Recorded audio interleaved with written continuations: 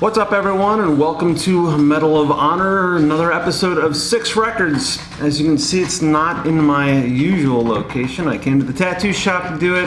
There's just currently too many people in my house, and I needed an excuse to get out. So, at work, spending more time at work. But I'm talking to you, and we're talking records.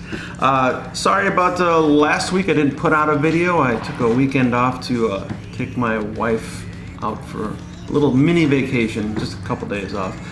So so I didn't get a time to post anything. The schedule is a little bit crazy right now, but I am trying to keep up somehow. At least try to get you something every week. But last week, didn't quite happen. So anyway, we're back here again, and we're gonna do this episode of 6 Records. Do want to say thank you all for the support everyone's been giving me. I appreciate it. Thank you for all the subscribers, and if you're not one already, please go ahead and hit that subscribe button, and I'll try to keep busting out more shows for you. Also, if you are participating in the vinyl challenge that I put out there for winning the Rush record, you've got like less than 2 weeks, I think, maybe around 2 weeks. So get on it, get your videos posted. I'll post a link to your video in the comments of the one that I made, so not this one. This one, your comments are of course welcome, because we're doing another episode of 6 Records. Today we're doing 6 records with great instrumentals on them. And the thing about it is, I'm not doing the top, this is not the best instrumentals ever. Might not even be necessarily my favorite. These are 6 instrumentals that, coming across, looking through Discogs, deciding on what kind of show I wanted to do this week, and just pick these ones that I thought would be cool to bring up and talk about. So, if you have a separate list, and good chance that you do, feel free to go ahead and put it down in the comments. I like reading what other people's ideas are of these lists as well. So, but this is just 6 records of albums with great instrumentals. So for number 6, I decided to go with one of my favorite thrash metal releases from last year, and it is the band Heathen. This is Empire of the Blind. This is a great album, great band. They put an album out like once a decade, so they don't have a lot of albums, but they always put a lot of quality into it. Definitely has that great Bay Area sound to it, and the instrumental on this album is called A Fine Red Mist. It is definitely got a lot of shred, a lot of leads. There's a lot of melody in it too. The band's lead guitar players, which are Lee and Cragen, they've of course both trade back and forth on here, but also Doug Piercy, who was once the guitar player in Heathen in the 80s, 90s, also shows up on the song and does a couple leads. And legendary thrash metaler himself, Gary Holt, shows up on the same song. 4 lead guitar players, all taking their turns ripping on the song A Fine Red Mist. If you're not familiar with Gary Holt, maybe you're not familiar with thrash metal, but he is legendary for being in the band Exodus, and actually not too long ago he was in Slayer for the end of their career anyway. So, just amazing guitar playing going back and forth. It's definitely, this whole album is really a guitar player's dream. There's amazing shredding going on through this whole thing. So definitely check this one out. Number 6, Heathen, Empire of the Blind. Alright, for number 5, I'm going to go with the black metal band that I think really defines symphonic black metal, and that is Dimmu Borgir. This, of course, is Puritanical Euphoric Misanthropia. I love this album, and I really love this era of Dimmu Borgir. At this time, they were really getting into the full orchestration sound in their music. Also, the bass player Vortex was in the band at the time.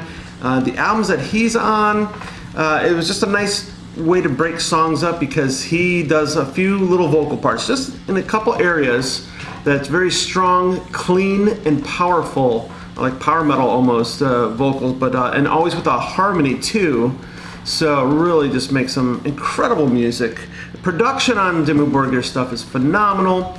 So this album opens and closes with some instrumental, especially orchestration. The opening is Fear and Wonder, and Fear and Wonder is just the orchestration. There's no guitars and there's no drums in it, but it's really beautiful. Feels like something you would hear in an old black and white horror film, like, you know, the Universal monsters, maybe like a Frankenstein. It's almost got like a sadness to it. I guess like the title, Fear and Wonder, is actually a really good way to describe it. So it's really beautiful. I really like it. It closes with a Symposium, which is also orchestration, but includes a guitar, bass, and drums. And it's really just more focused on being melodic. There's no shredding in it, but it has a very imperial feeling, a very triumphant. So really good stuff. Again, this is just definitely a great era of Dimmu Borgir. So check out Dimmu Borgir. Puritanical Euphoric Misanthropia is number 5. So for number 4, I've got to pick one that, you know, I know I show this one a lot on this particular show, actually, but it's just, for me, a great album, so it's easy to talk about. Death, Human. Of course, I like everything in Death's catalog, from the first to the last, but this one is really where I started to get into Death a lot. I also saw this particular tour with Pestilence opening for him. Great album, and then, of course, being into more progressive music sometimes, I liked that Chuck Schuldiner was going into that style on this a little bit more so after this, actually. But anyway, Cosmic Sea is the instrumental on this song, and I think that's really a good example of a song that most likely they wrote this great music and decided what it made them feel, and that feeling became the title, because you can definitely feel a spacey kind of vibe to it, and maybe a little bit of sci-fi texturing, but I don't think that, it doesn't feel like something that you would come up with a name or an idea of what you want to write about and then just make an instrumental off of that. It feels like they wrote something really cool and said, I feel like it's kind of like a cosmic sea. So yeah, anyway, really love this album. Steve DiGiorgio, the bass player on this album, he does some fretless bass work that's really cool, even on that song in particular, actually. So definitely always a favorite. Number 4, Death, Human. So for number 3, let's change things up a little bit to a little bit different vibe. You probably, maybe, haven't heard this one in a while, but, you know, going through my list of, you know, going through my discogs and going, oh, you know, this was a good example, this is a good example, and I came across this one, I was like, oh shit, that's a great one. So let's talk about Dokken, Back for the Attack, which features George Lynch's calling card, Mr. Scary. Once this album came out, it really just became like a staple for George Lynch in everything that followed after him. I do believe when I saw him with Lynch Mob that he did Mr. Scary, or at least some rendition of it. Anyway, just, you know, a great instrumental that really showcases George's guitar playing ability. It has a lot of cool guitar hooks also. I mean, the title, Mr. Scary, definitely kind of fits it. It's kind of chunky and aggressive in parts, but just a lot of shred and good feel. And yeah, man, I mean, like, really, what a legendary guitar player, and a good way to have, yeah, this is his eruption, I guess you could say, you know? So, Mr. Scary, definitely a great instrumental. Number 3, Dokken, Back for the Attack. All right, at number 2, I got to talk about one of my favorite black metal musicians, the guy I always talk about, who I always say is a musical genius, and that of course would be Ihsahn in the band Emperor, of course, Anthems to the Welkin at Dusk. This album has 2 instrumentals on it as well. The one that is definitely my favorite is The Wanderer. The Wanderer is really just guitar. They don't really do like much like orchestration or anything in it. It's, I mean, guitar, bass, drums. But he creates a really eerie sound and feeling with the guitar on this that does come across as almost symphonic, especially some of the high-end stuff with a lot of dissonance in the high-end, high-pitched squeals in the background. But the title, The Wanderer, again, this definitely has a feeling of somebody who, wrote something that felt amazing and then just in his mind imagined, a man just wandering around in dark cloak, mysterious kind of a vibe. It definitely has that kind of feel to it. So love that one. Now it does also have, actually I'm not sure if my version of this has that, but the original album, or maybe the extended, I'm not sure. There's another song instrumental that comes with this called Opus Acetonus. I know it's on the CD, and it's not listed on this one.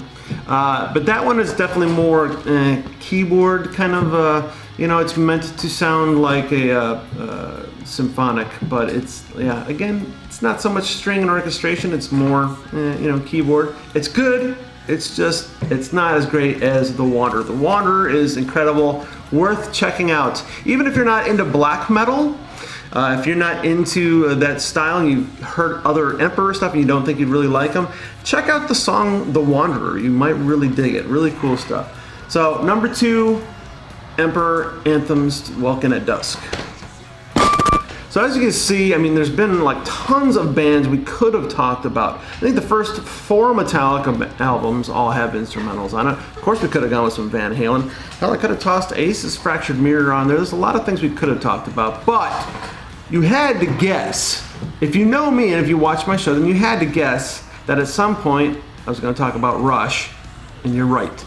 And you're probably thinking instrumentals, oh, he's going to talk about YYZ, and you're wrong. I'm going to talk about the Hemispheres album, and in particular the song La Villa Strangiato.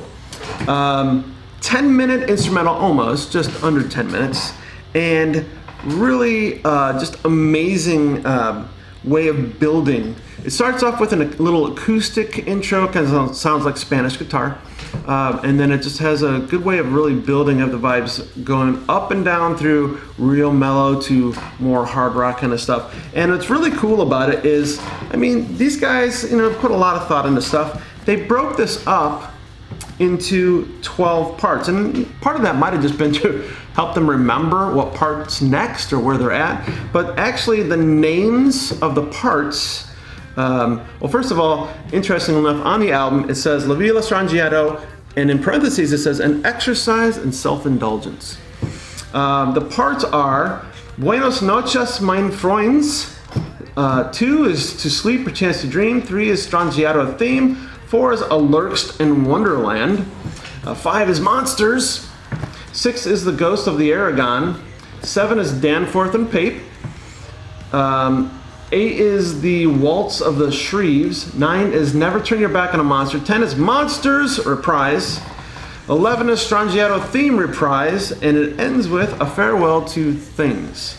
A lot of thought goes into this stuff, and that's one of the things I really appreciate about Rush, is there's some true creativity, not just in their playing, but also in the writing.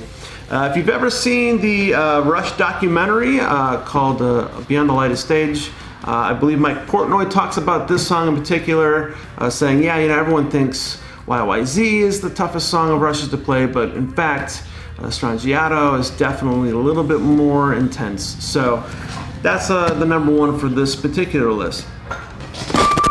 All right, so let's do the countdown. At number 6 is Heathen with Empire of the Blind. Number 5 is Dimmu Borgir with Puritanical Euphoric Misanthropia. Number 4, Death Human. Number 3, Dokken, Rockin' with Dokken, Back for the Attack. Number 2, Emperor, Anthems to the Welkin at Dusk. And number 1 record with an amazing instrumental and just amazing album in general is Rush's Hemispheres. There you go, you got 6 great records, 2 of which have nudity, some female and male, so there you go. Anyway, like I said, let me know what your favorites are. I'd like to hear what your list would be. And until next time, the horns up, keep the needle down.